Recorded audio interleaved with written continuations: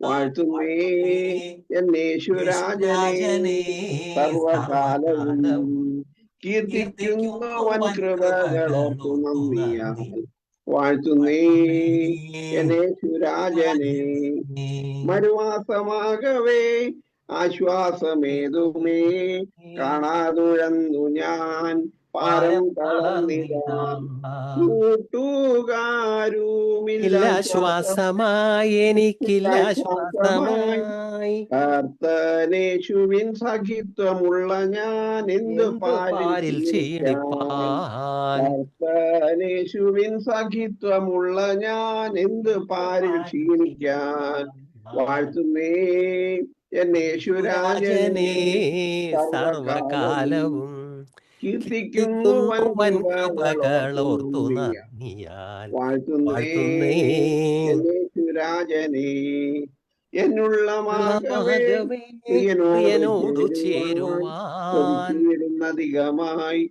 പൊന്മുഖം കാണുവാൻ കണ്ണുനീരകന്നു വാഴും ഞാൻ വിണ്ണിലങ്ങു വാഴും ഞാൻ ആ സ്വർഗീയ ദീനമെന്നു കാണും എന്ന് കാണും ഞാൻ ആ സ്വർഗീയ ദീനമെന്നു കാണും ഞാൻ നാഥ എന്ന് കാണും ഞാൻ വാഴ്ത്തുന്നേ എന്നേശുരാജനെ സർവകാലവും കീർത്തിക്കുന്നു വൻ കൃപകളോർത്തു നന്ദിയാൽ വാഴ്ത്തുന്നേ എന്നേശുരാജനെ പരിശോധനകളെ തരണം ചെയ്തക്കരെ പരിശോധന പരിചോടുവാൻ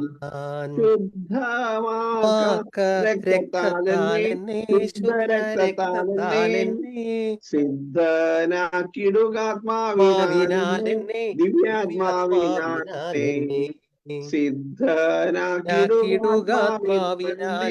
ദിവ്യാത്മാവിനാലെ വാഴ്ത്തുന്നേ യേശുരാജനെ സർവകാലവും കീർത്തിക്കുന്നു വൻ കൃപകളോർത്തു നന്ദിയാൽ വാഴ്ത്തുന്നേ യേശുരാജനെ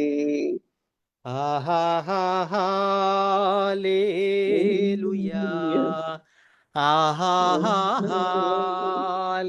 ആഹാഹാലേലുയാ ആഹാഹാലേലുയാ ആഹാഹാലേലുയാ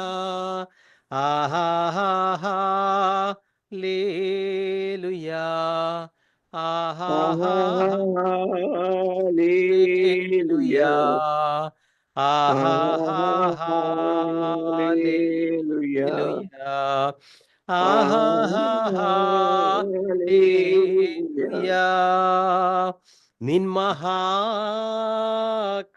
മഹാകൃപയ്ക്കായി അങ്ങേ ഞാൻ സ്തുതിച്ചിടുമെന്നും നിൻ മഹാകൃപയ്ക്കായി അങ്ങേ ഞാൻ സ്തുതിച്ചിടുമെന്നും ജീവനുള്ള കാലത്തോളം വിശുദ്ധ കൈകളുയർത്തി സിംഹാസനത്തിൽ വസിക്കും കുഞ്ഞാടിനെ സ്തുതിക്കും ഞാൻ ജീവനുള്ള കാലത്തോളം വിശുദ്ധ കൈകളുയർത്തി സിംഹാസനത്തിൽ വസിക്കും കുഞ്ഞാടിനെ സ്തുതിക്കും ഞാൻ നീ പരിശുദ്ധൻ നീ എന്നും സ്തുത്യൻ ദൈവമേ നീ മാത്രം യോഗ്യനാ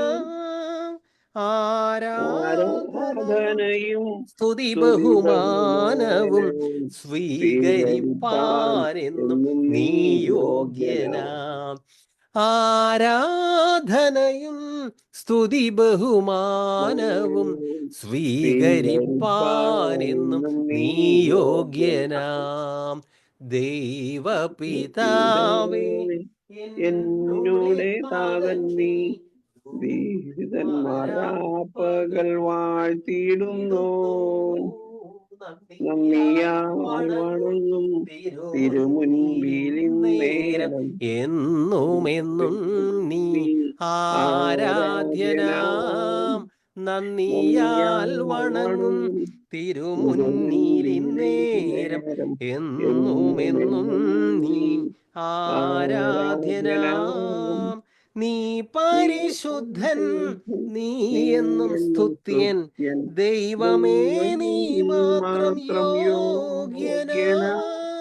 ആരാധനയും സ്തുതി ബഹുമാനവും സ്വീകരിപ്പാരെന്നും നീ യോഗ്യനാം. ദൈവത്തിന് മഹത്വം ഉണ്ടാകട്ടെ. 28-ാമത്തെ വാക്യം കാണാപ്പാടം മാനുണി ബ്രദറിനെ അറിയോ? ഒരിക്കൽ പറഞ്ഞിരുന്നു, ഓർമ്മ ഉണ്ടോ? പറയാം ബ്രദറെ. ഓക്കെ. അവനെ ഞങ്ങൾ അറിയിക്കുന്നതിൽ ഏത് മനുഷ്യനെയും ക്രിസ്തുവിൽ തികഞ്ഞവനായി നിർത്തേണ്ടതിന് ഏത് മനുഷ്യനെയും പ്രബോധിപ്പിക്കുകയും ഏത് മനുഷ്യനോടും സകല ജ്ഞാനത്തോടും കൂടെ ഉപദേശിക്കുകയും ചെയ്യുന്നു. അതിനായി ഞാൻ എന്നിൽ ബലത്തോടെ വ്യാപരിക്കുന്ന അവന്റെ വ്യാപാര ശക്തിയൊത്തോണം പോരാടിക്കൊണ്ട് അധ്വാനിക്കുന്നു. സ്തോത്രം. ഒരു മിനിറ്റ്. നീ പരിശുദ്ധൻ, നീ എന്നും സ്തുത്യൻ. ദൈവമേ നീ മാത്രം യോഗ്യനാ. ദൈവത്തിന് മഹത്വം ഉണ്ടാകട്ടെ.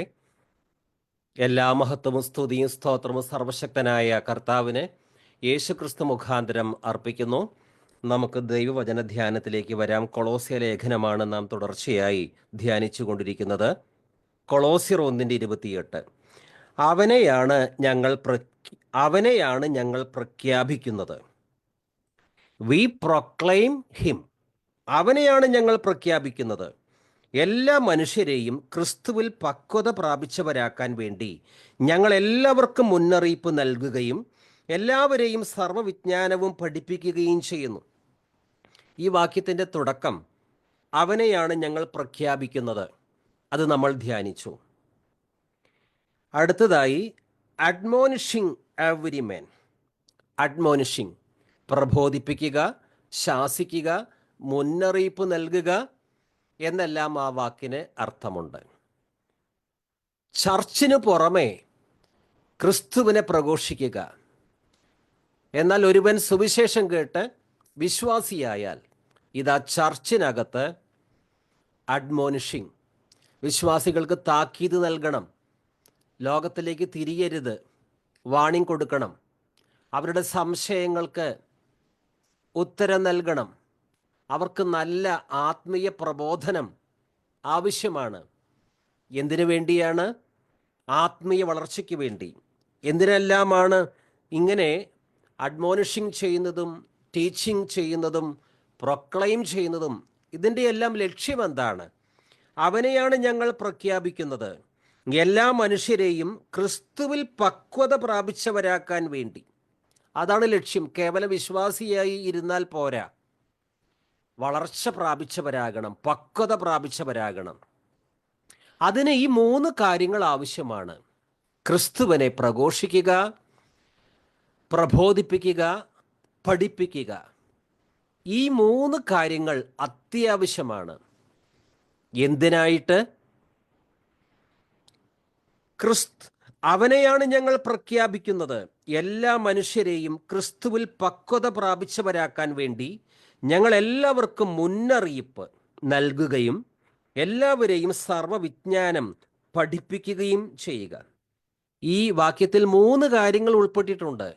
1 പ്രഖ്യാപിക്കുക, 2 പ്രബോധിപ്പിക്കുക അല്ലെങ്കിൽ മുന്നറിയിപ്പ് നൽകുക, 3 പഠിപ്പിക്കുക. ഈ 3 കാര്യങ്ങളും അത്യാവശ്യമാണ്. എന്തിനു വേണ്ടി? ക്രിസ്തുവിൽ പക്വത പ്രാപിച്ച വിശ്വാസികൾ ഉണ്ടാകണമെങ്കിൽ ഈ 3 കാര്യങ്ങളും അവർക്ക് ലഭിച്ചിരിക്കണം. സഭയിൽ ഇന്ന് പ്രബോധനം, ശാസന, അഡ്മോണിഷിങ് വളരെ കുറവാണ് പലയിടങ്ങളിലും. തദ്ഫലമായി ജഡികരായ ക്രിസ്ത്യാനികൾ പെരുകുന്നു. ഒരു സഭയിൽ വചനപ്രബോധനം, അപ്പസ്തോലിക പ്രബോധനം, ശാസന, തെറ്റുതിരുത്തൽ ഇതൊന്നുമില്ല എങ്കിൽ വളരെ അപകടകരമാണ്. ഇത് ചർച്ചിനകത്ത് മാത്രമല്ല, സ്വന്തം ഭവനത്തിലും വിശ്വാസികളായ മാതാപിതാക്കന്മാർ അവരുടെ മക്കളെ പ്രബോധിപ്പിക്കണം.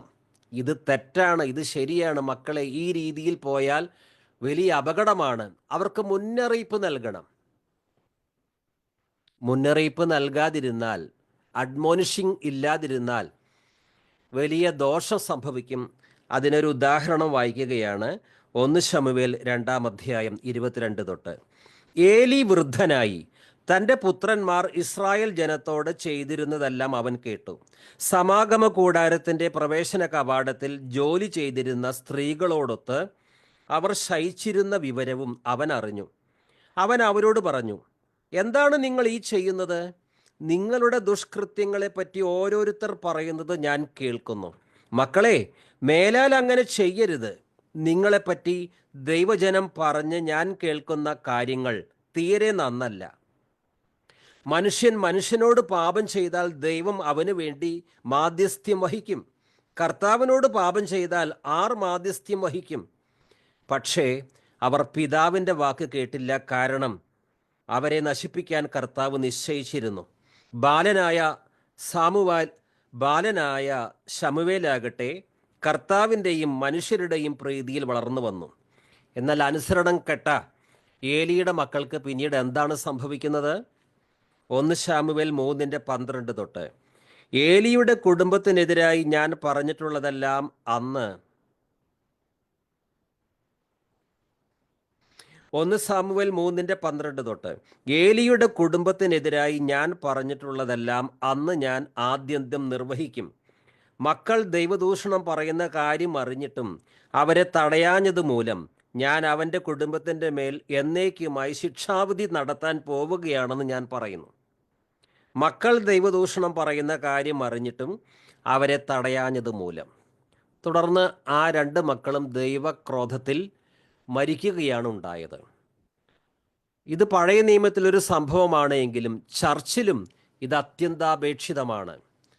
വിശ്വാസികളെ അഡ്മോണിഷ് ചെയ്യണം, വാണിംഗ് നൽകണം, താക്കീത് കൊടുക്കണം, പ്രബോധിപ്പിക്കണം. പക്ഷേ പല വിശ്വാസികൾക്കും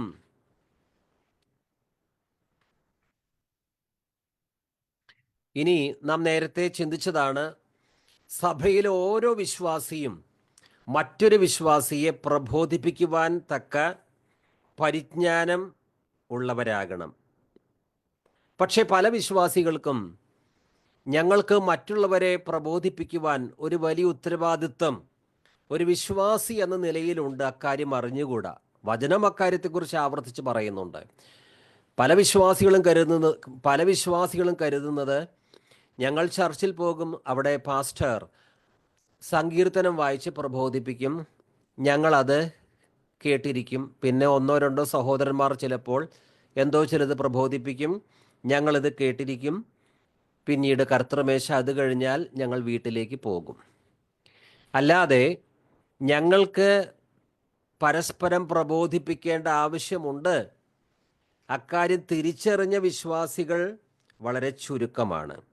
എന്നാൽ ആദിമസഭ എങ്ങനെയായിരുന്നു? അപ്പസ്തോല പ്രവർത്തനങ്ങൾ 2:40 തൊട്ട്. അപ്പസ്തോല പ്രവർത്തനങ്ങൾ 2:40 തൊട്ട്. അവൻ മറ്റു പല വചനങ്ങളാലും അവർക്ക് സാക്ഷ്യം നൽകുകയും ഈ ദുഷിച്ച തലമുറയിൽ നിന്ന് നിങ്ങളെ തന്നെ രക്ഷിക്കുവിൻ എന്ന് ഉപദേശിക്കുകയും ചെയ്തു. അവൻ്റെ വചനം ശ്രവിച്ചവർ സ്നാനം സ്വീകരിച്ചു. ആ ദിവസം തന്നെ 3000-ഓളം ആളുകൾ അവരോട് ചേർന്നു. അവർ അപ്പസ്തോലന്മാരുടെ പ്രബോധനം, കൂട്ടായ്മ, അപ്പം മുറിക്കൽ, പ്രാർത്ഥന എന്നിവയിൽ സദാ താൽപര്യപൂർവം പങ്കുചേർന്നു. 3000-ഓളം പേർ സ്നാനപ്പെട്ടു, മാനസാന്തരപ്പെട്ടവർ. ഒരു കുഞ്ഞിനെയും സ്നാനപ്പെടുത്തിയില്ല പത്രോസ്. കാരണം മാനസാന്തരപ്പെട്ടവരോടാണ് സ്നാനപ്പെടാൻ പറഞ്ഞിരുന്നത്. അങ്ങനെ സ്നാനപ്പെട്ടവർ പിന്നീട് ആ സഭയിൽ, അങ്ങനെ സ്നാനപ്പെട്ടവരുടെ ആ കൂട്ടായ്മയിൽ എന്താണ് ഉണ്ടായിരുന്നത്? അതിലാദ്യം പറഞ്ഞിരിക്കുന്നത് അവർ അപ്പസ്തോലന്മാരുടെ പ്രബോധനം, അതിനുശേഷം കൂട്ടായ്മ, അപ്പമുറിക്കൽ, പ്രാർത്ഥന എന്നിവയിൽ സദാ താൽപര്യപൂർവം പങ്കുചേർന്നു. ആദ്യം പറഞ്ഞിരിക്കുന്നത് അപ്പസ്തോലന്മാരുടെ പ്രബോധനം. ഇന്ന് നമുക്ക് അപ്പസ്തോലന്മാരുടെ പ്രബോധനം എവിടെ നിന്ന് ലഭിക്കും? അതാണ് പൗലോസ് എഴുതിയ അതാണ് പുതിയ നിയമത്തിൽ അപ്പസ്തോലനായ പൗലോസ് എഴുതിയ 14 ലേഖനങ്ങൾ. അത് അപ്പസ്തോലിക പ്രബോധനമാണ്. പത്രോസിൻ്റെയും യാക്കോബിൻ്റെയും യൂദയുടെയും യോഹന്നാൻ്റെയും ലേഖനങ്ങൾ. അപ്പോൾ അപ്പസ്തോലിക പ്രബോധനമാണ്. സഭയിൽ ഇതിന് 1-ാം സ്ഥാനം കൊടുത്തേ പറ്റൂ. എങ്കിൽ മാത്രമേ പക്വത പ്രാപിച്ച ക്രിസ്തു ശിഷ്യർ സഭയിൽ ഉണ്ടാകുകയുള്ളൂ. കാരണം ഇങ്ങനെ പ്രൊക്ലൈം ചെയ്യുന്നതും അഡ്മോണിഷിങ് ചെയ്യുന്നതും ടീച്ചിങ് ഇതെല്ലാം നടത്തുന്നതിൻ്റെ ഉദ്ദേശം എന്താണ്? വിശ്വാസികൾ ക്രിസ്തുവിൽ പക്വത പ്രാപിച്ചവരാകണം. ഈ 3 കാര്യങ്ങൾ ഇല്ല എങ്കിൽ ക്രിസ്തുവിൽ പക്വത പ്രാപിച്ച വിശ്വാസികളെ സംഭാവന ചെയ്യുവാൻ ഒരു സഭയ്ക്ക് സാധിക്കുകയില്ല. ചർച്ചിനെ എത്ര മോടി പിടിപ്പിച്ചാലും, മനോഹരമായി ചർച്ചിൻ്റെ മെയിൻ്റനൻസ് വർക്ക് നടത്തിയാലും, എല്ലാ വർഷവും ധാരാളം പണം ചെലവാക്കി കൺവെൻഷൻ നടത്തി ഓരോ പ്രസംഗകരെ കൊണ്ട് പ്രസംഗിപ്പിച്ചാലും, കുട്ടികളുടെ കലാപരിപാടികൾ നടത്തിയാലും, ടൂറ് സംഘടിപ്പിച്ചാലും, എന്തെല്ലാം ചെയ്താലും ഈ 3 കാര്യങ്ങളില്ലെങ്കിൽ ക്രിസ്തു സഭയിൽ, ദൈവസഭയിൽ പക്വത പ്രാപിച്ച, ആത്മീയ വളർച്ച പ്രാപിച്ച ക്രിസ്തു ശിഷ്യന്മാർ ഉണ്ടാകുകയില്ല.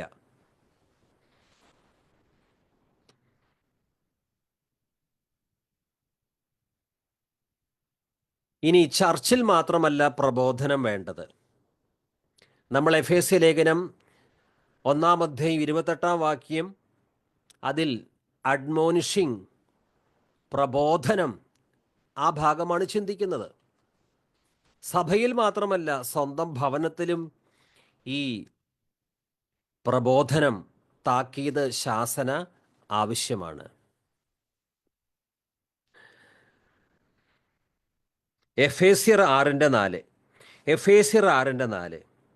പിതാക്കന്മാരെ, നിങ്ങൾ കുട്ടികളിൽ കോപം ഉളവാക്കരുത്, അവരെ കർത്താവിൻ്റെ ശിക്ഷണത്തിലും ഉപദേശത്തിലും വളർത്തുവിൻ. എങ്ങനെ മക്കളെ വളർത്തണം? അവരെ കർത്താവിൻ്റെ ശിക്ഷണത്തിലും, തോന്നിയ പോലെ അടിക്കാനല്ല പറഞ്ഞിരിക്കുന്നത്. അവരെ കർത്താവിൻ്റെ ശിക്ഷണത്തിലും ഉപദേശത്തിലും വളർത്തുവിൻ. എന്താണ് ഈ കർത്താവിൻ്റെ ഉപദേശം? പത്യോപദേശം. അത് വചനം തന്നെയാണ്. മാതാപിതാക്കൾക്ക് കുട്ടികളെ ഈ പത്യോപദേശത്തിൽ വളർത്തണമെങ്കിൽ ആദ്യം മാതാപിതാക്കൾക്ക് വചനം എന്താണ് എന്ന് അറിയണം. മാതാപിതാക്കൾക്ക് തന്നെ വചനം അറിയുകയില്ല എങ്കിൽ അവർ മക്കളെ ഏതുപദേശത്തിലായിരിക്കും വളർത്തുക?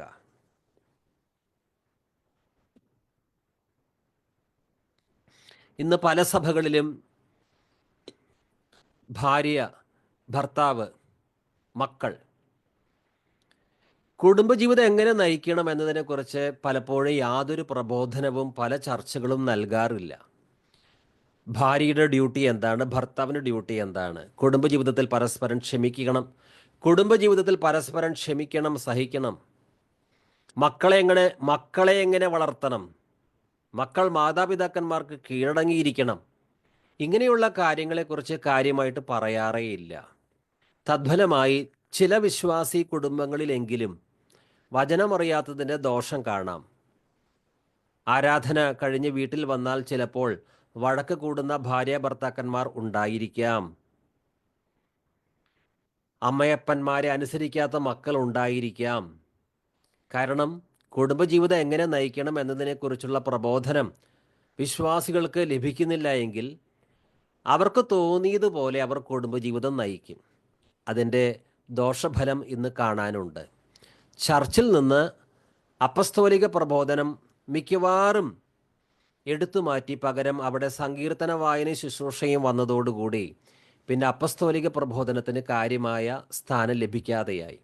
അപ്പസ്തോലിക പ്രബോധനം മാത്രമല്ല, യേശുക്രിസ്തുവിൻ്റെ സുവിശേഷം അതിൽ നിന്നും ഇന്ന് കാര്യമായി സഭകളിൽ പഠിപ്പിക്കാറില്ല. ഒട്ടും പഠിപ്പിക്കാറില്ല എന്നല്ല, പഴയ നിയമത്തിന് കൊടുക്കുന്ന പ്രാധാന്യം വളരെ കൂടുതലും ക്രിസ്തുവിൻ്റെ വചനത്തിനും അപ്പസ്തോലിക പ്രബോധനങ്ങൾക്കും കാര്യമായി യാതൊരു വിലയും നൽകാത്തൊരവസ്ഥ ഇന്ന് പല ചർച്ചകളിലും നിലവിലുണ്ട്. അതുകൊണ്ട് തന്നെ പക്വത പ്രാപിച്ച, ക്രിസ്തുവിൽ പക്വത പ്രാപിച്ച വിശ്വാസികളെയും ക്രിസ്തുവിൽ പക്വത പ്രാപിച്ച ക്രിസ്തു ശിഷ്യരെ, കേവലം വിശ്വാസികളല്ലല്ലോ, ക്രിസ്തു ശിഷ്യരായിട്ട് അവർ മാറണം. അങ്ങനെ ഒരു പ്രക്രിയ പല സഭകളിലും ഇന്ന് നടക്കുന്നില്ല. കാരണം ഇവിടെ പൗലോസ് പറയുന്ന അഡ്മോണിഷിങ് വേണ്ടതുപോലെ ചർച്ചുകളിൽ നടക്കുന്നില്ല. അതിൻ്റെ പ്രാധാന്യം പല ശുശ്രൂഷകരും തിരിച്ചറിഞ്ഞിട്ടില്ല. പിന്നെ ചർച്ചുകളിൽ പോയാൽ പലപ്പോഴും വിശ്വാസികൾ കേൾക്കുന്നത്, ഇന്ന് നിൻ്റെ വിഷയത്തിൽ കർത്താവ് ഇറങ്ങി വരും, നിന്നെ തകർക്കുവാൻ പിശാചിന് പറ്റില്ല, നിന്നെ ഉയർത്തില്ല എന്ന് വാദിക്കുന്ന ശത്രു ഇപ്പോൾ തോറ്റോടുകയാണ്, നിന്നെ മുന്നോട്ട് വിടില്ല എന്ന് പറഞ്ഞ് വാദിക്കുന്ന ശക്തികൾ തകരുന്നു, നിൻ്റെ നന്മയെ ഇതാ പിശാച് പിടിച്ചു കൊണ്ടുപോയിരിക്കുന്നു, അത് തിരിച്ചു വാങ്ങണം. ഇങ്ങനെയുള്ള വിശ്വാസികളെ ആവേശം കൊള്ളിക്കുന്ന ചില പദപ്രയോഗങ്ങൾ കൊണ്ട് നിറഞ്ഞ പ്രസംഗങ്ങളാണ് അനേക വർഷങ്ങളായി ഒരു ചർച്ചിൽ നിന്ന് വിശ്വാസികൾ കേൾക്കുന്നതെങ്കിൽ ആ ചർച്ചിൽ നിന്ന് എന്ത് പ്രതീക്ഷിക്കാനാണ്?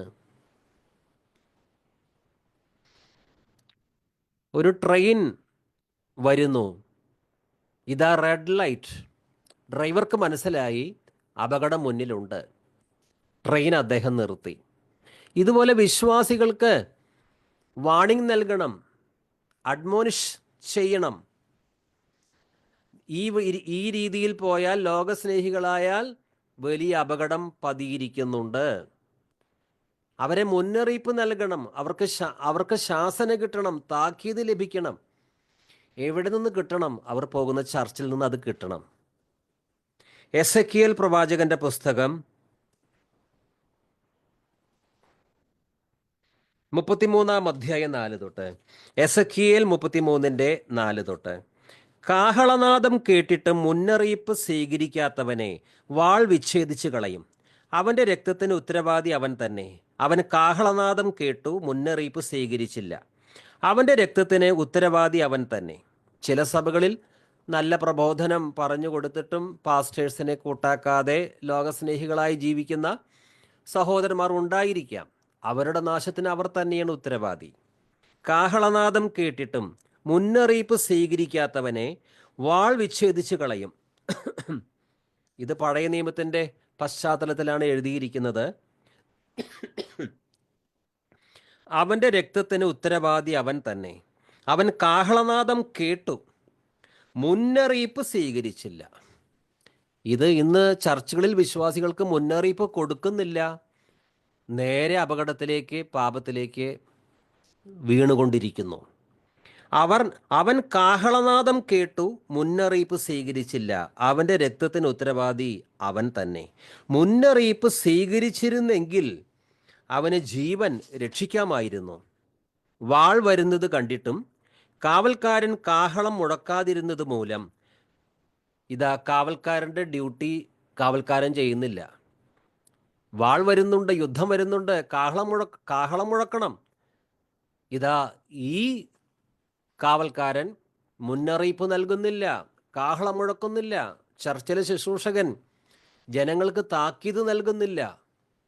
വാൾ വരുന്നത് കണ്ടിട്ടും കാവൽക്കാരൻ കാഹളം മുഴക്കാതിരുന്നത് മൂലം ജനത്തിന് മുന്നറിയിപ്പ് കിട്ടാതെ അവരിൽ ആരെങ്കിലും വധിക്കപ്പെട്ടാൽ അവൻ തൻ്റെ അകൃത്യത്തിലായിരിക്കും വധിക്കപ്പെടുക. എന്നാൽ അവൻ്റെ രക്തത്തിന് കാവൽക്കാരനോട് ഞാൻ പകരം ചോദിക്കും. കാവൽക്കാരൻ, സഭയുടെ ശുശ്രൂഷകൻ, ആ ചർച്ചിൻ്റെ കാവൽക്കാരനാണ്. ആത്മാക്കൾക്ക് കണക്ക് ബോധിപ്പിക്കുവാൻ കാവൽക്കാരൻ, പാസ്റ്റർ കടപ്പെട്ടവനാണെന്ന് വചനം വളരെ വ്യക്തമായി പറയുന്നുണ്ട്. എന്നാൽ അവൻ്റെ രക്തത്തിന് കാവൽക്കാരനോട് ഞാൻ പകരം ചോദിക്കും. മനുഷ്യപുത്ര, ഇസ്രായേൽ ഭവനത്തിന് കാവൽക്കാരനായി ഞാൻ നിന്നെ നിയമിച്ചിരിക്കുന്നു. എൻ്റെ നാവിൽ നിന്ന് വചനം കേൾക്കുമ്പോൾ നീ എൻ്റെ താക്കീത് അവരെ അറിയിക്കണം. ഞാൻ ദുഷ്ടനോട്, ദുഷ്ട, നീ തീർച്ചയായും മരിക്കും എന്ന് പറയുകയും അവൻ തൻ്റെ മാർഗത്തിൽ നിന്ന് പിന്തിരിയാൻ നീ മുന്നറിയിപ്പ് നൽകാതിരിക്കുകയും ചെയ്താൽ അവൻ തൻ്റെ ദുർവൃത്തിയിൽ തന്നെ മരിക്കും. എന്നാൽ അവൻ്റെ രക്തത്തിന് ഞാൻ നിന്നോട് പകരം ചോദിക്കും. മദ്യപാനം പാപമാണ് എന്നറിയാത്ത വിശ്വാസികളുണ്ടോ?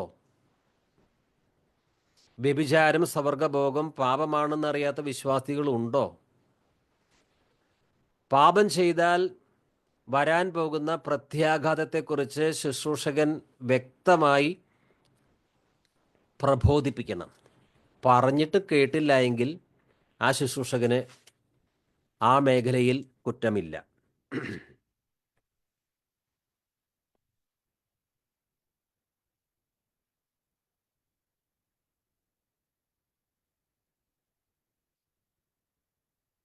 നാം ധ്യാനിക്കുന്ന വാക്യം കൊളോസ്യർ 1:28 വീണ്ടും വായിക്കുന്നു. കൊളോസ്യർ 1:28.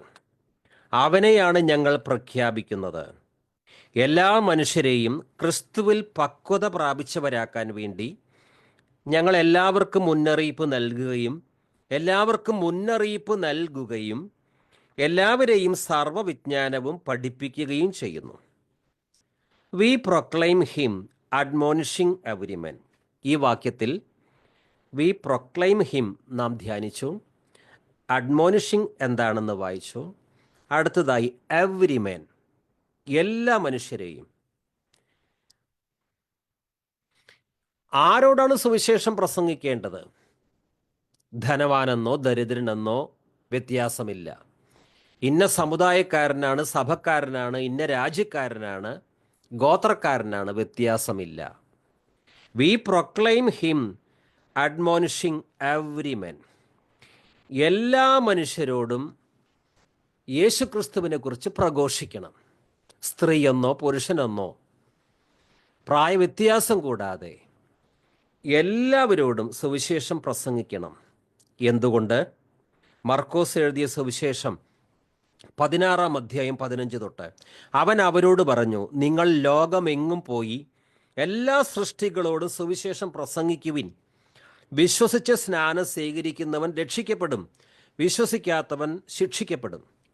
മത്തായി 28:19 ആകയാൽ നിങ്ങൾ പോയി എല്ലാ ജനതകളെയും ശിഷ്യപ്പെടുത്തുവിൻ, പിതാവിൻ്റെയും പുത്രൻ്റെയും പരിശുദ്ധാത്മാവിൻ്റെയും നാമത്തിൽ അവർക്ക് സ്നാനം നൽകുവിൻ. ഞാൻ നിങ്ങളോട് കൽപ്പിച്ചവയെല്ലാം അനുസരിക്കാൻ അവരെ പഠിപ്പിക്കുവിൻ. യുഗാന്തം വരെ എന്ന് ഞാൻ നിങ്ങളോട് കൂടെ ഉണ്ടായിരിക്കും.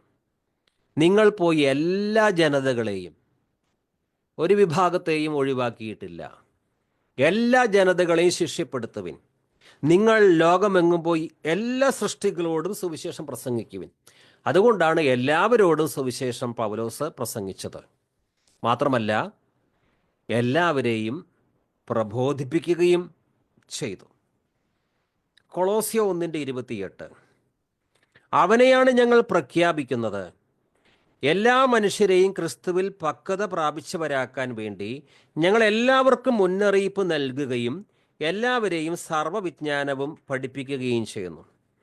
കൊളോസ്യ 1:28 ഇംഗ്ലീഷിൽ ഇങ്ങനെയാണ്, we proclaim him admonishing every man and teaching every man. എല്ലാ മനുഷ്യരോടും ക്രിസ്തുവിനെക്കുറിച്ച് പ്രഘോഷിക്കുന്നു.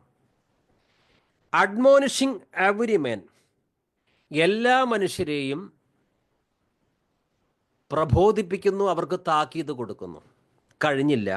ആൻഡ് ടീച്ചിങ് എവരി മാൻ. മൂന്നാമതായി ടീച്ചിങ്, പഠിപ്പിക്കുക. 3 കാര്യങ്ങളാണ് ഈ വാക്യത്തിൽ എന്ന് നേരത്തെ പറഞ്ഞു. ഒന്ന് പ്രൊക്ലമേഷൻ, രണ്ടാമതായിട്ട് അഡ്മോണിഷിങ്, പിന്നെ ടീച്ചിങ്. പ്രൊക്ലൈമിങ് അത് ക്രിസ്തുവിനെ കുറിച്ച് പ്രഘോഷിക്കുന്നതാണ്, നമുക്കറിയാം. രണ്ടാമത് അഡ്മോണിഷിങ്, അതാണ് നാം ഇതുവരെ ധ്യാനിച്ചത്. പ്രബോധിപ്പിക്കുക, ശാസിക്കുക, മുന്നറിയിപ്പ് കൊടുക്കുക. മൂന്നാമതായി ആൻഡ് ടീച്ചിങ് എവരി മാൻ, അടുത്തതായി പഠിപ്പിക്കുക, ടീച്ചിങ്.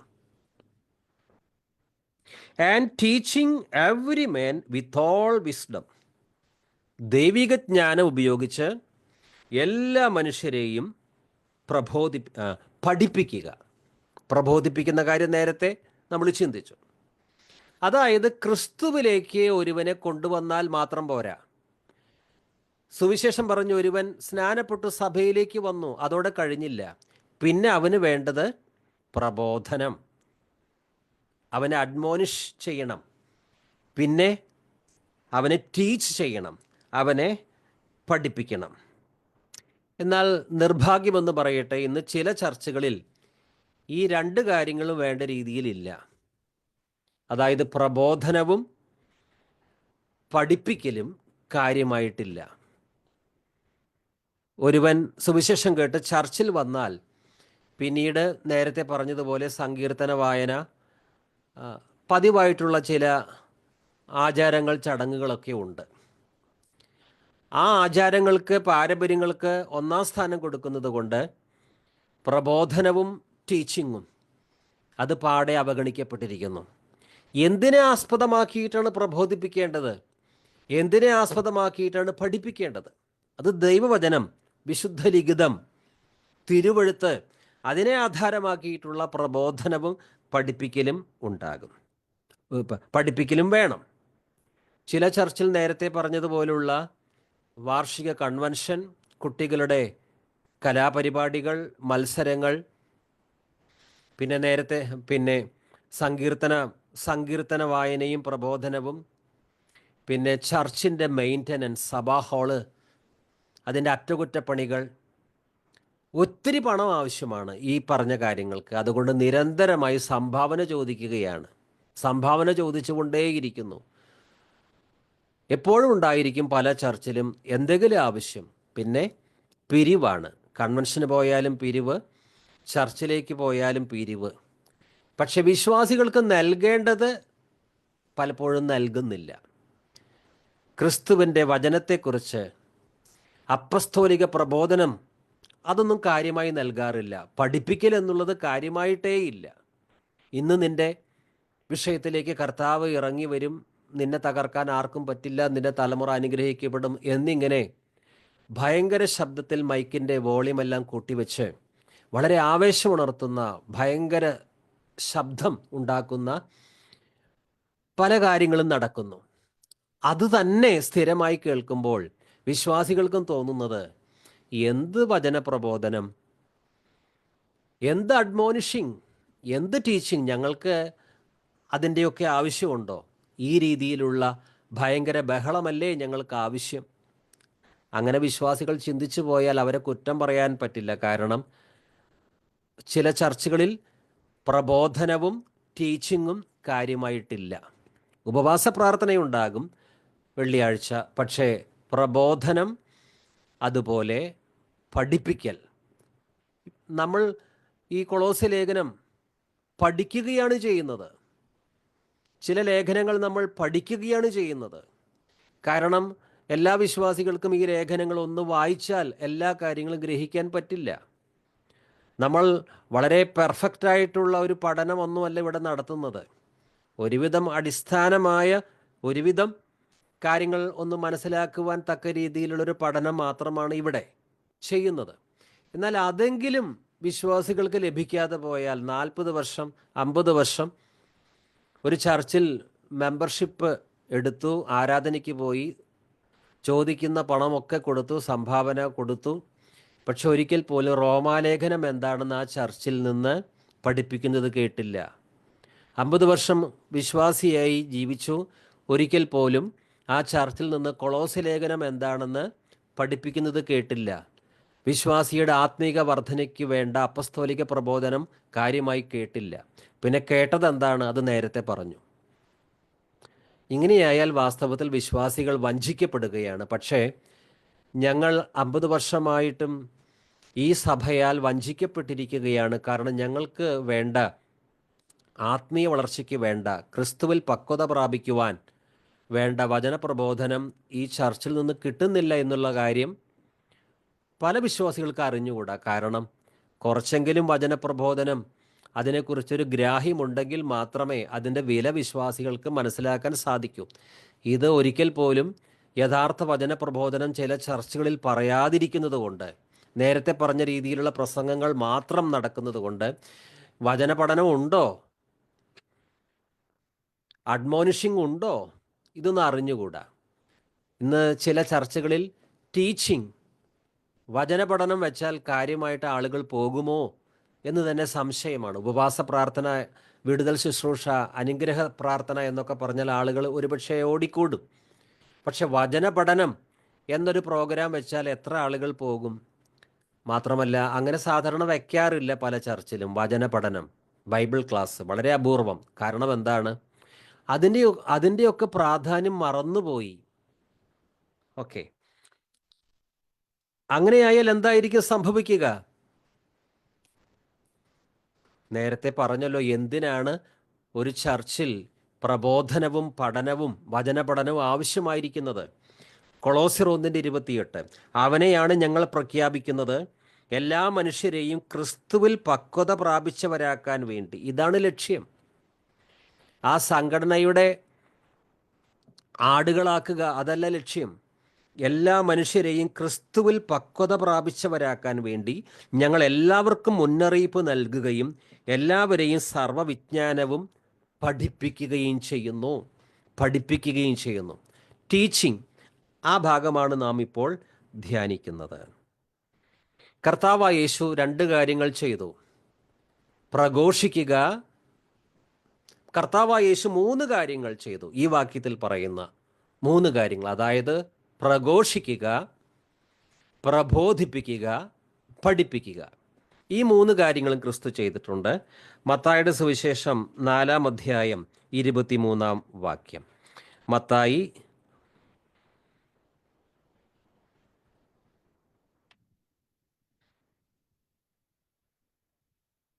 ഒരാൾക്ക് ആ വാക്യം കിട്ടുകയാണെങ്കിൽ ഒന്ന് വായിക്കാം. മത്തായിയുടെ സുവിശേഷം 4:23.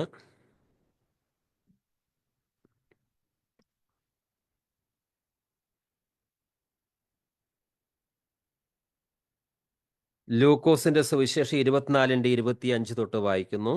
ലൂക്കോസ് 24:25 തൊട്ട്. അപ്പോൾ അവൻ അവരോട് പറഞ്ഞു, ഭോഷന്മാരെ, പ്രവാചകന്മാർ പറഞ്ഞിട്ടുള്ളത് വിശ്വസിക്കാൻ കഴിയാത്ത വിധം ഹൃദയം മന്ദീഭവിച്ചവരെ, ക്രിസ്തു ഇതെല്ലാം സഹിച്ച് മഹത്വത്തിലേക്ക് പ്രവേശിക്കേണ്ടിയിരുന്നില്ലേ? മോശ തുടങ്ങി എല്ലാ പ്രവാചകന്മാരും വിശുദ്ധ ലിഖിതങ്ങളിൽ തന്നെപ്പറ്റി എഴുതിയിരുന്നവയെല്ലാം അവൻ അവർക്ക് വ്യാഖ്യാനിച്ചു കൊടുത്തു. അവർ എത്തേണ്ടിയിരുന്ന ഗ്രാമത്തോടടുത്തു. അവനാകട്ടെ യാത്ര തുടരുകയാണെന്ന് ഭാവിച്ചു. മോശ തുടങ്ങി എല്ലാ പ്രവാചകന്മാരും വിശുദ്ധ ലിഖിതങ്ങളിൽ തന്നെപ്പറ്റി എഴുതിയിരുന്നവയെല്ലാം അവൻ അവർക്ക് വ്യാഖ്യാനിച്ചു കൊടുത്തു. ഇത് യേശു ചെയ്ത കാര്യമാണ്. തിരുവെഴുത്തുകൾ വ്യാഖ്യാനിച്ച് അതിൻ്റെ അർത്ഥം പറഞ്ഞു കൊടുക്കുക. മത്തായിയുടെ സുവിശേഷം 5-ാം അധ്യായം 1 തൊട്ട്. ജനക്കൂട്ടത്തെ കണ്ടപ്പോൾ യേശു മലയിലേക്ക് കയറി. അവൻ ഇരുന്നപ്പോൾ ശിഷ്യന്മാർ അടുത്തെത്തി. അവൻ അവരെ പഠിപ്പിക്കാൻ തുടങ്ങി. ആത്മാവിൽ ദരിദ്രരായവർ ഭാഗ്യവാന്മാർ, സ്വർഗരാജ്യം അവരുടേതാണ്. ക്രിസ്തു ജനങ്ങളെ പഠിപ്പിച്ചു. അതാണ് മത്തായി 5, 6, 7 അധ്യായങ്ങളിൽ കാണുന്ന ഗിരിപ്രഭാഷണം. അത് ലോകപ്രസിദ്ധമാണ്. പക്ഷേ ലോകപ്രസിദ്ധമാണെങ്കിലും ഇന്ന് പല ചർച്ചുകളിലും ഈ മത്തായി 5, 6, 7 അധ്യായങ്ങൾ ഒരിക്കൽ പോലും പഠിപ്പിക്കാറില്ല. മത്തായി 5:1 തൊട്ട്. ജനക്കൂട്ടത്തെ കണ്ടപ്പോൾ യേശു മലയിലേക്ക് കയറി. അവൻ ഇരുന്നപ്പോൾ, നിന്നുകൊണ്ടല്ല പഠിപ്പിച്ചത്. നിന്നിട്ടും പഠിപ്പിക്കാം, ഇരുന്നിട്ടും പഠിപ്പിക്കാം. ചർച്ചിൽ ഒരു ശുശ്രൂഷകൻ ഇരുന്ന് വചനം പഠിപ്പിക്കുകയാണെങ്കിൽ അത് തെറ്റല്ല. ഇരുന്ന് സാവകാശം വചനം വിശദീകരിച്ചു കൊടുക്കുക. നിന്നിട്ടും പ്രസംഗിക്കാം. ഇവിടെ ക്രിസ്തു ഇരുന്നിട്ടാണ് ഈ അതിശ്രേഷ്ഠമായ ഗിരിപ്രഭാഷണം ജനത്തിന് പഠിപ്പിച്ചു കൊടുക്കുന്നത്. ജനക്കൂട്ടത്തെ കണ്ടപ്പോൾ യേശു മലയിലേക്ക് കയറി. അവൻ ഇരുന്നപ്പോൾ ശിഷ്യന്മാർ അടുത്തെത്തി. അവൻ അവരെ പഠിപ്പിക്കാൻ തുടങ്ങി. ഇനി ക്രിസ്തു ഈ 2 കാര്യങ്ങൾ ചെയ്തു എന്ന് പറഞ്ഞ് 3 കാര്യങ്ങളും ക്രിസ്തു ചെയ്തു. ഇനി മത്തായിയുടെ സുവിശേഷം 4:23. മത്തായി 4-ാം അധ്യായം എടുക്കട്ടെ, 23-ാം വാക്യം വായിക്കുന്നു. മത്തായി 4:23.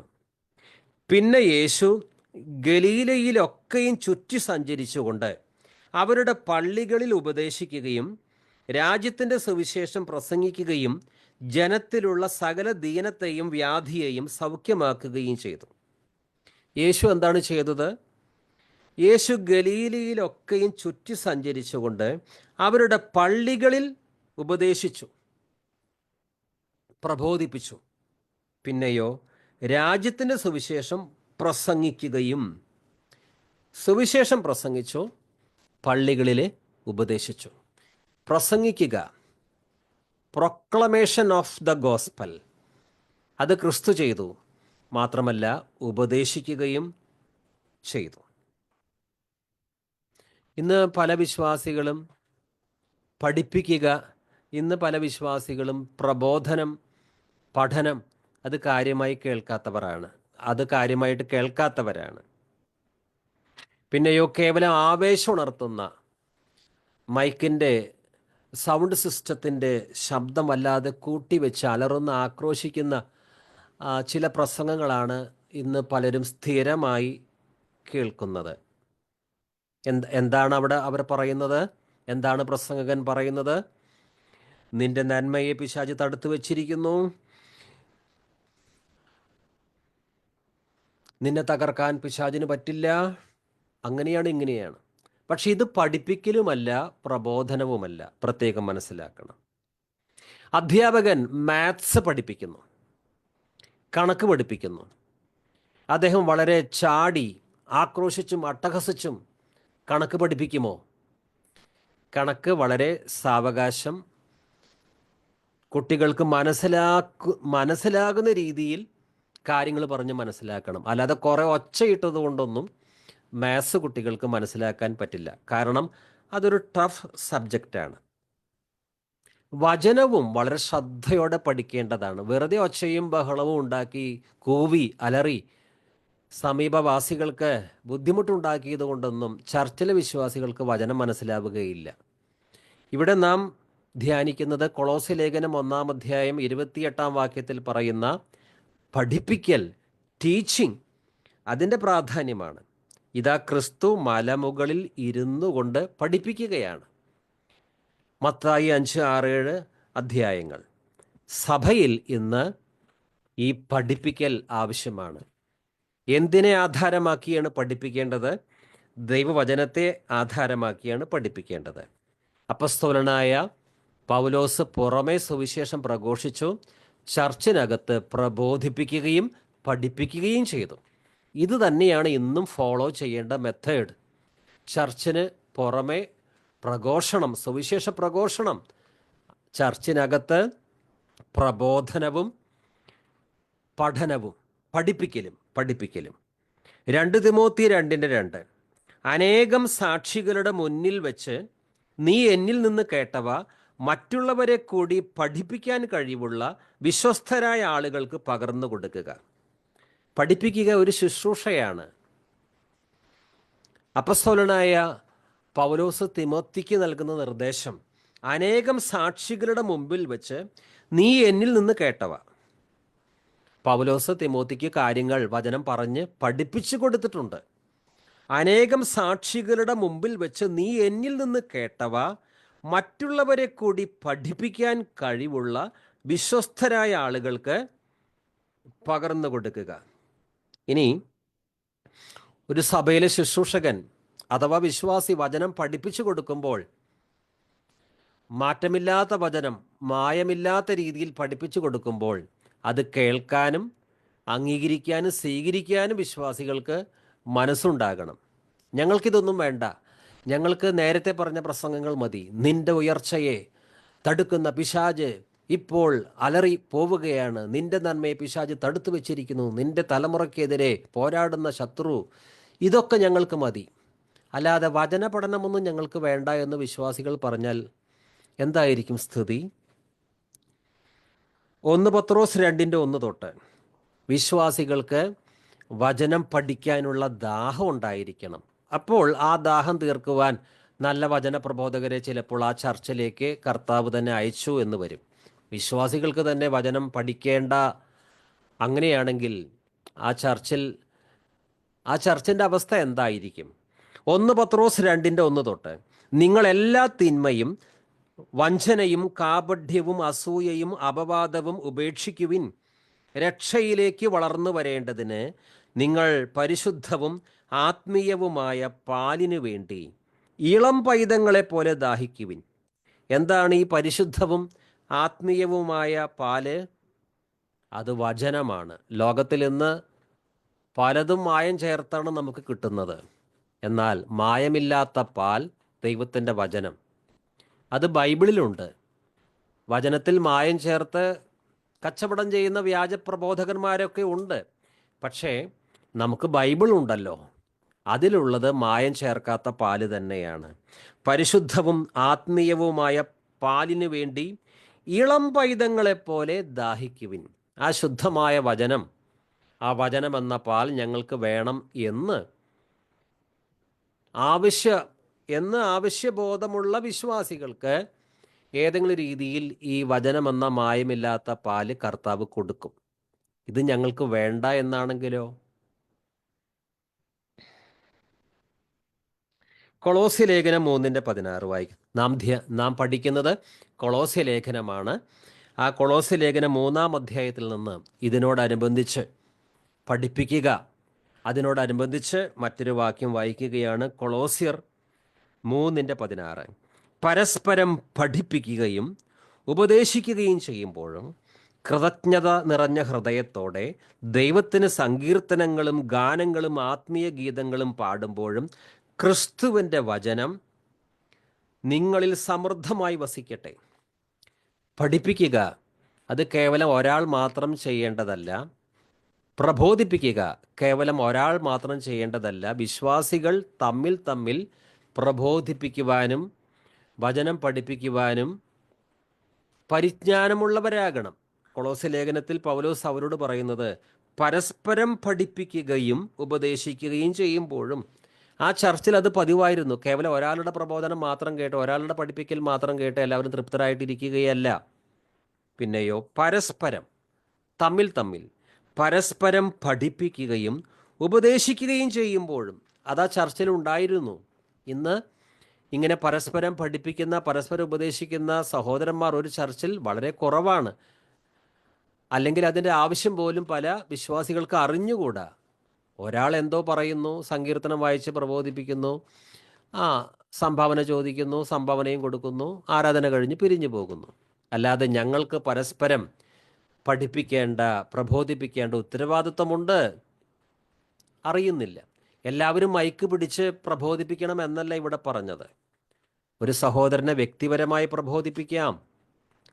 സംശയമുള്ള സഹോദരനെ വചനത്തിൽ നിന്ന് കാര്യം പറഞ്ഞ് മനസ്സിലാക്കി അവൻ്റെ സംശയം തീർക്കാം. അത് പഠിപ്പിക്കലാണ്.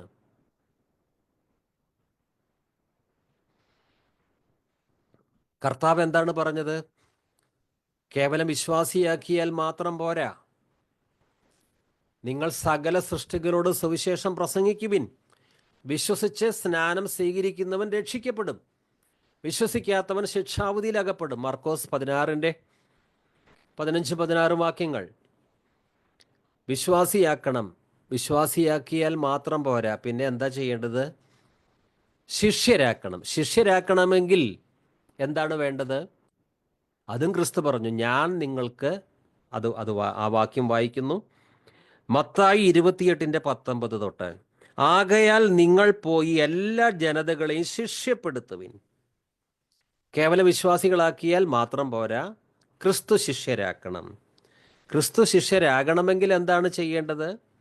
പിതാവിൻ്റെയും പുത്രൻ്റെയും പരിശുദ്ധാത്മാവിൻ്റെയും നാമത്തിൽ അവർക്ക് സ്നാനം നൽകുവിൻ. ഞാൻ നിങ്ങളോട് കൽപ്പിച്ചവയെല്ലാം. കണ്ടോ, അവരിവരും പഠിപ്പിച്ചതല്ല. വ്യാജപ്രബോധകന്മാരും പ്രോസ്പെരിറ്റി പ്രീച്ചേഴ്സും പഠിപ്പിക്കുന്ന ആശയങ്ങളല്ല, ക്രിസ്തു പഠിപ്പിച്ച കാര്യങ്ങൾ. ഞാൻ നിങ്ങളോട് കൽപ്പിച്ചവയെല്ലാം. ഒന്നും ഇടാൻ പാടില്ല. ഇന്ന് ക്രിസ്തു കൽപ്പിച്ചവയെല്ലാം പഠിപ്പിക്കുന്ന സഭകളുണ്ടോ? ഗിരിപ്രഭാഷണം ഒരിക്കൽ പോലും പഠിപ്പിക്കാത്ത സഭകളുണ്ട്. 4 സുവിശേഷങ്ങളിൽ നിന്ന് കാര്യമായിട്ടൊന്നും പഠിപ്പിക്കാത്ത സഭകളുണ്ട്. സുവിശേഷങ്ങളൊന്നും ഇന്ന് പല ചർച്ചകളിലും പഠിപ്പിക്കാറില്ല. അഥവാ പഠിപ്പിച്ചാൽ തന്നെ പേരിന് മാത്രം. ഇവിടെ ക്രിസ്തു പറയുകയാണ്, ഞാൻ നിങ്ങളോട് കൽപ്പിച്ചവയെല്ലാം. വെറുതെ പ്രസംഗിച്ചു പോവുകയല്ല. പിന്നെയോ ഞാൻ നിങ്ങളോട് കൽപ്പിച്ചവയെല്ലാം അനുസരിക്കാൻ അവരെ പഠിപ്പിക്കുവിൻ. പ്രത്യേകം ശ്രദ്ധിക്കുക, അവരെ പഠിപ്പിക്കുവിൻ. വിശ്വാസികളെ പഠിപ്പിക്കണം. എന്താണ് പഠിപ്പിക്കേണ്ടത്? ഞാൻ നിങ്ങളോട് കൽപ്പിച്ചവയെല്ലാം അനുസരിക്കാൻ അവരെ പഠിപ്പിക്കുവൻ. ഒരു സഭയിലെ ശുശ്രൂഷകനോട് കർത്താവ് ചോദിക്കും, ഞാൻ നിന്നോട് കൽപ്പിച്ചവയൊക്കെ അനുസരിക്കാൻ, ഈ വചനത്തിൽ പറഞ്ഞിരിക്കുന്ന കാര്യങ്ങൾ അനുസരിക്കുവാൻ തക്കവിധം നീ വിശ്വാസികളെ പഠിപ്പിച്ചിട്ടുണ്ടോ? അപ്പോൾ ആ ശുശ്രൂഷകൻ എന്താണ് പറയുക? ഏയ്, അതിൻ്റെ ഒന്നും ആവശ്യമില്ല. ഞാൻ എല്ലാ ഞായറാഴ്ചയും സങ്കീർത്തനം വായിച്ച് നല്ലൊരു തകർപ്പൻ പ്രസംഗിച്ച് ക്ലോസ് ചെയ്തു. പക്ഷേ ക്രിസ്തു ചോദിക്കുന്നു, ഞാൻ നിങ്ങളോട് കൽപ്പിച്ചവയെല്ലാം അനുസരിക്കാൻ അവരെ പഠിപ്പിക്കുവിൻ. ഈ ക്രിസ്തുവിൻ്റെ കൽപ്പന ഇന്ന് എത്ര ശുശ്രൂഷകന്മാർ ചെയ്യുന്നുണ്ട്? അല്ലെങ്കിൽ ചർച്ചിലെ വിശ്വാസികളോട് ഞങ്ങൾ കടപ്പെട്ടിരിക്കുന്നു. ഞങ്ങളെ ഇവിടെ ശുശ്രൂഷകനാക്കി കർത്താവ് നിയമിച്ചിരിക്കുന്നത് കെട്ടുകഥകൾ പറയാനല്ല, ക്രിസ്തു കൽപ്പിച്ച എല്ലാ കാര്യങ്ങളും അനുസരിക്കുവാൻ തക്കവിധം ഇവരെ പഠിപ്പിക്കണം. അതിനു വേണ്ടിയാണ് കർത്താവ് എന്നെ ഈ സഭയുടെ ശുശ്രൂഷകനാക്കി നിയമിച്ചിട്ടുള്ളത്. ആ ബോധ്യം എത്ര ശുശ്രൂഷകർക്കുണ്ട്? പലർക്കും ഇല്ല എന്ന് അവരുടെ പ്രസംഗം കേട്ടാൽ നമുക്ക് മനസ്സിലാകും. കാരണം ക്രിസ്തു കൽപ്പിച്ച കാര്യങ്ങളൊന്നും പലപ്പോഴും പല ശുശ്രൂഷകന്മാരും ഇന്ന് ചർച്ചിൽ പഠിപ്പിക്കുന്നേയില്ല. ഞാൻ പറയുന്നത് ശരിയാണോ അല്ലാത്തതാണോ എന്ന് ഓരോരുത്തരും സ്വന്തം അനുഭവത്തിലൂടെ ചർച്ചിൽ നിന്ന് കേൾക്കുന്ന പ്രസംഗം പരിശോധിക്കുക വഴി ഓരോരുത്തർക്കും മനസ്സിലാക്കാൻ സാധിക്കും. എല്ലാ ചർച്ചുകളും അങ്ങനെയാണെന്നല്ല. ക്രിസ്തു പഠിപ്പിച്ച കൽപ്പനകൾ വിശ്വാസികൾക്ക് പറഞ്ഞു കൊടുക്കുവാൻ, പഠിപ്പിക്കുവാൻ താല്പര്യമുള്ള ധാരാളം ശുശ്രൂഷകന്മാരുണ്ട്. അക്കാര്യം മറന്നിട്ടല്ല പറയുന്നത്, മറുഭാഗത്ത് ചിലരുടെ കാര്യമാണ് പറഞ്ഞത്. ദൈവത്തിന് സ്തോത്രം.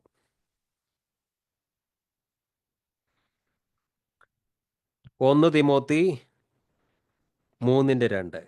1 തിമോത്തി 3:2. 1 തിമോത്തി 3:2. അധ്യക്ഷൻ ആരോപണങ്ങൾക്കതീതനും സഭയുടെ മൂപ്പൻ. ആരോപണങ്ങൾക്കതീതനും. ഈ ബൈബിളിൽ മെത്രാൻ എന്ന് എഴുതിയിട്ടുണ്ട്. മെത്രാൻ ആരോപണങ്ങൾക്കതീതനും ഏകഭാര്യയുടെ ഭർത്താവും സംയമിയും വിവേകിയും അച്ചടക്കമുള്ളവനും അതിഥി സൽക്കാരപ്രിയനും യോഗ്യനായ പ്രബോധകനുമായിരിക്കണം. ഒരു സഭയുടെ അധ്യക്ഷന് വേണ്ട പല ഗുണങ്ങൾ ഇവിടെ പറയുന്നുണ്ട്. ഇങ്ങനെയുള്ളവരെ മാത്രമേ സഭയുടെ അധ്യക്ഷനാക്കാവൂ. ഇതിൽ പറയുന്ന ഒരു ക്വാളിറ്റി എന്താണ്? യോഗ്യനായ പ്രബോധകനുമായിരിക്കണം. യോഗ്യനായ പ്രബോധകൻ. പ്രബോധിപ്പിക്കാൻ അറിയില്ല എങ്കിൽ എന്തു ചെയ്യും? സഭാ ശുശ്രൂഷകനാകരുത്. കാരണം യോഗ്യനായ പ്രബോധകന് മാത്രമേ സഭാ ചാർജ് വഹിക്കുവാനായി അധികാരമുള്ളൂ, അനുവാദമുള്ളൂ. 2 തിമോത്തി 2:24. 2 തിമോത്തി 2:24. കർത്താവിൻ്റെ ദാസൻ കലഹപ്രിയനായിരിക്കരുത്, എല്ലാവരോടും സൗമ്യതയുള്ളവനും യോഗ്യനായ അധ്യാപകനും ക്ഷമാശീലനുമായിരിക്കണം. ഇനി കർത്താവിൻ്റെ ദാസൻ്റെ ചില യോഗ്യതകൾ. നമ്മൾ ഇന്ന് പലരെയും കർത്താവിൻ്റെ ദാസൻ, കർത്താവിൻ്റെ ദാസി എന്നൊക്കെ വിളിക്കാറുണ്ട്. നല്ല കാര്യം. പക്ഷേ ഈ യോഗ്യത ഉണ്ടോ എന്നുകൂടി ഒന്ന് പരിശോധിക്കുന്നത് നല്ലതാണ്. കേവലം വിളിച്ചാൽ മാത്രം പോരല്ലോ കർത്താവിൻ്റെ ദാസൻ എന്ന്. കർത്താവിൻ്റെ ദാസൻ കലഹപ്രിയനായിരിക്കരുത്. കലഹപ്രിയൻ കർത്താവിൻ്റെ ദാസനല്ല. പിന്നെയോ കർത്താവിൻ്റെ ദാസൻ കലഹപ്രിയനായിരിക്കരുത്, എല്ലാവരോടും സൗമ്യതയുള്ളവനും. തട്ടിക്കയറി പൊട്ടിത്തെറിക്കുന്നവൻ കർത്താവിൻ്റെ ദാസനല്ല. എല്ലാവരോടും സൗമ്യതയുള്ളവനും യോഗ്യനായ അധ്യാപകനും ക്ഷമാശീലനുമായിരിക്കണം. യോഗ്യനായ അധ്യാപകനും ക്ഷമാശീലനും ആയിരിക്കണം. നമ്മൾ എന്തുകൊണ്ടാണ് ഈ വാക്യങ്ങൾ വായിക്കുന്നത്? നാം ധ്യാനിക്കുന്നത് കൊളോസ്യർ 1:28. ആ വാക്യത്തിൽ 3 കാര്യങ്ങളാണ് തുടക്കത്തിൽ പറഞ്ഞിരിക്കുന്നത്. We proclaim him admonishing every man and teaching every man with all wisdom.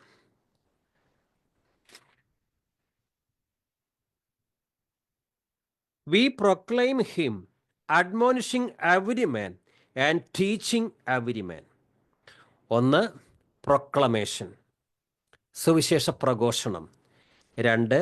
അഡ്മോണിഷിംഗ്, പ്രബോധനവും താക്കീതും. 3. Teaching, ഈ മൂന്നാമത്തെ കാര്യം ടീച്ചിങ്, പഠിപ്പിക്കൽ, അതിനെക്കുറിച്ചാണ് പറയുന്നത്. ആരാണ് വചനം പഠിപ്പിക്കുന്നത്? ടീച്ചറാണ്. വചനത്തിൻ്റെ ടീച്ചറാണ് പഠിപ്പിക്കുന്നത്. വചനം പഠിപ്പിക്കുവാൻ ഒരുവന് അറിയില്ല എങ്കിലോ ശുശ്രൂഷകനാകാൻ യോഗ്യതയില്ല. അതിൻ്റെ അർത്ഥം സുവിശേഷം പ്രസംഗിക്കരുത് എന്നല്ല. ഇവിടെ നാം വായിച്ചല്ലോ 2 തിമോത്തി 2:24, കർത്താവിൻ്റെ ദാസൻ കലഹപ്രിയനായിരിക്കരുത്, എല്ലാവരോടും സൗമ്യതയുള്ളവനും യോഗ്യനായ അധ്യാപകനും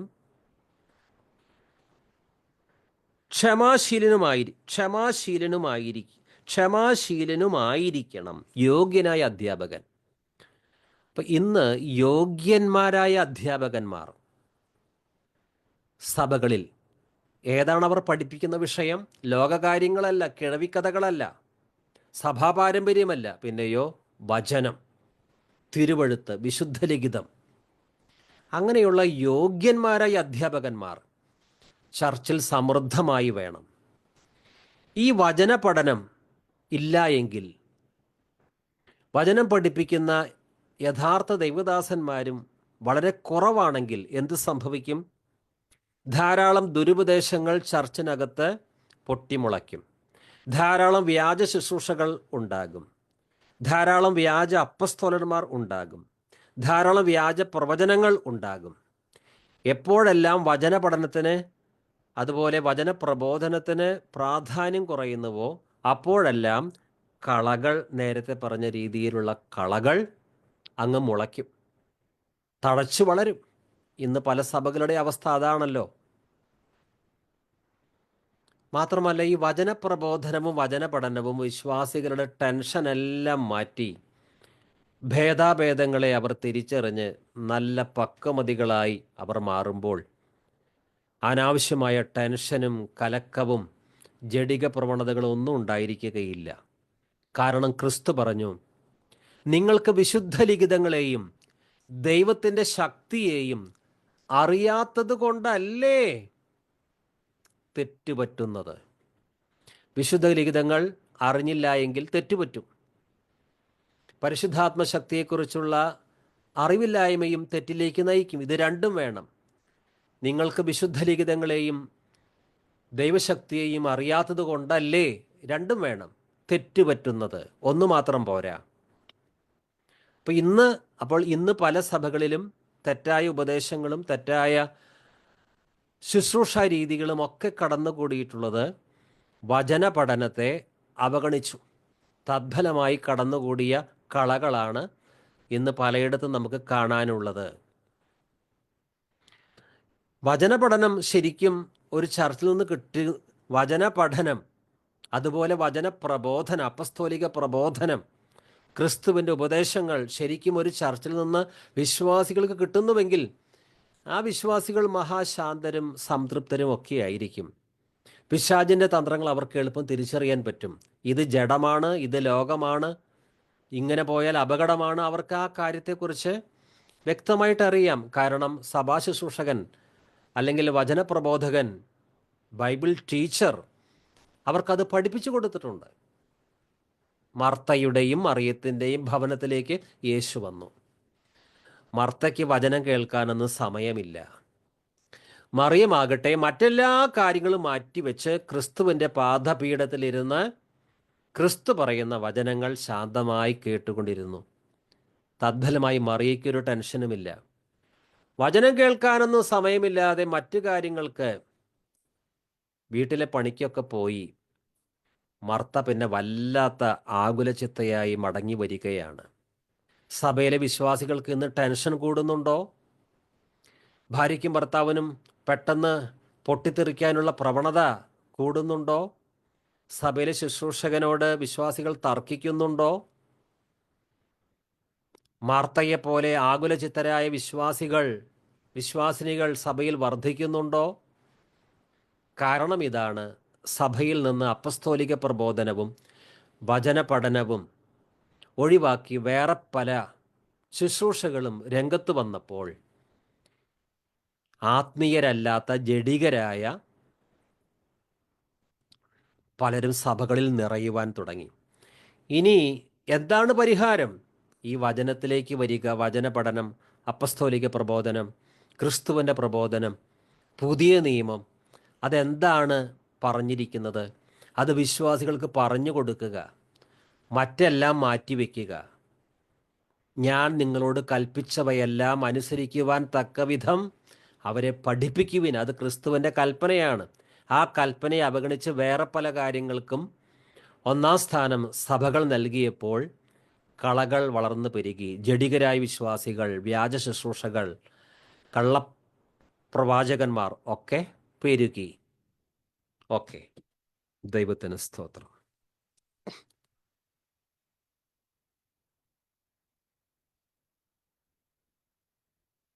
കൊളോസ്യ ലേഖനം 2:3 വായിക്കുന്നു. കൊളോസ്യ ലേഖനം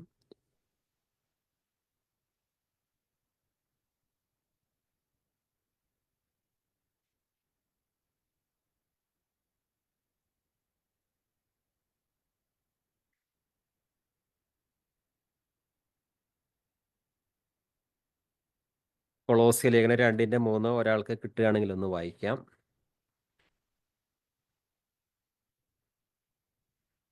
കൊളോസ്യ 2:3. അവനിൽ ജ്ഞാനത്തിൻ്റെയും പരിജ്ഞാനത്തിൻ്റെയും നിക്ഷേപങ്ങളൊക്കെയും ഗുപ്തമായിട്ടിരിക്കുന്നു. അവനിൽ, ക്രിസ്തുവിൽ ജ്ഞാനത്തിൻ്റെയും പരിജ്ഞാനത്തിൻ്റെയും നിക്ഷേപങ്ങളൊക്കെയും ഗുപ്തമായിട്ടിരിക്കുന്നു. 1:28 നമ്മൾ ധ്യാനിക്കുന്നത്. അവിടെ ടീച്ചിങ്ങിനെ കുറിച്ച് പറയുന്നു.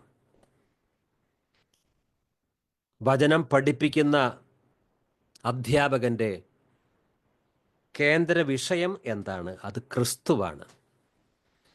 ലോകത്തിൽ പല വിഷയങ്ങളും ടീച്ചേഴ്സ് പഠിപ്പിക്കാറുണ്ട്. എന്നാൽ ഇവിടെ ഇതാ ക്രിസ്തുവിൽ ജ്ഞാനത്തിൻ്റെയും പരിജ്ഞാനത്തിൻ്റെയും നിക്ഷേപങ്ങളൊക്കെയും ഗുപ്തമായിട്ടിരിക്കുന്നു. ക്രിസ്തുവിനെക്കുറിച്ചും അവിടുത്തെ വചനങ്ങളെക്കുറിച്ചുമാണ് പഠിപ്പിക്കേണ്ടത്. ഇതുപോലെ ശ്രേഷ്ഠമായൊരു പഠനം സർവകലാശാലകളിലോ വേറെ എവിടെയും നമുക്ക് കിട്ടില്ല. നാം ഈ ക്രിസ്തുവിൻ്റെ വചനം പഠിക്കുകയും പഠിപ്പിക്കുകയും ചെയ്യുമ്പോൾ ഇതിൻ്റെ ഓഥർ, എഴുത്തുകാരൻ നമ്മോടൊപ്പമുണ്ട്. നാം കൈകാര്യം ചെയ്യുന്നത് പണ്ടാരോ എഴുതി വച്ച ചില കഥകളല്ല. ഇത് ജീവൻ്റെ വചനങ്ങളാണ്. സന്ധ്യയെയും അസ്ഥിയെയും വേർവിടുവിക്കും വരെ തുളച്ചു ചെല്ലുന്ന ശക്തിയുള്ള വചനങ്ങളാണ്. ഈ വചനം പഠിപ്പിക്കുമ്പോൾ ഒരു മനുഷ്യനാണ് പഠിപ്പിക്കുന്നതെങ്കിലും ക്രിസ്തുവിൻ്റെ വചനമാണെങ്കിൽ ക്രിസ്തു തന്നെയാണ് നമ്മെ പഠിപ്പിക്കുന്നത്. കാരണം വചനപ്രബോധകൻ തൻ്റെ സ്വന്തം ആശയങ്ങളല്ലല്ലോ പറയുന്നത്, ക്രിസ്തുവിൻ്റെ വചനമാണല്ലോ പഠിപ്പിക്കുന്നത്. അപ്പോൾ അവിടെ ക്രിസ്തു സന്നിഹിതനായിട്ടുണ്ട്.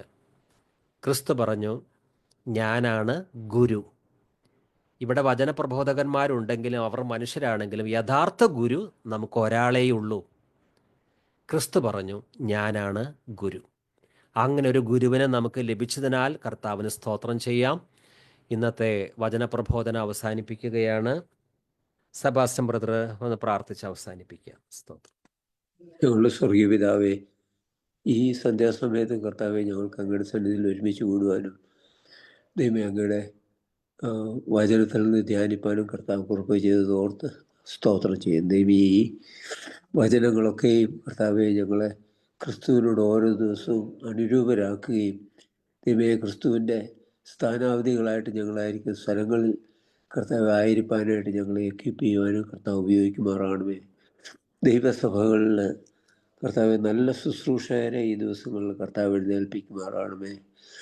സൗമ്യതയുള്ളവരും ക്രിസ്തുവിൻ്റെ കൽപ്പനകളെ പഠിപ്പിക്കാൻ കഴിവുള്ള യോഗ്യരായിട്ടുള്ള ഉപദേശിമാരും ദീർഘക്ഷമയുള്ളവരും നല്ലപോലെ പ്രബോധിപ്പാൻ കഴിവുള്ളവരും പക്വത ആയിട്ടുള്ള ആൾക്കാരെയും കർത്താവ് ഈ ദിവസങ്ങളിൽ എഴുന്നേൽപ്പിക്കുമാറാണമേ എന്ന് പ്രാർത്ഥിക്കുന്നു. ദൈവസഭകൾ കർത്താവെ അങ്ങനെ യേശു കർത്താവെ ഹിതം അറിയുന്നവരും യേശു കർത്താവിൻ്റെ കൽപ്പനകളെ നന്നായിട്ട് അറിയാവുന്നവരും പഠിപ്പിക്കാൻ കഴിവുള്ളവരും ആയ അടുത്തൊരു തലമുറയെ വാർത്തെടുക്കുന്ന സഭകളെ കർത്താവ് ഈ ദിവസങ്ങളിൽ കർത്താവെ രൂപാന്തരപ്പെടുത്തുമാറാകണമേ എന്ന് പ്രാർത്ഥിക്കുന്നു.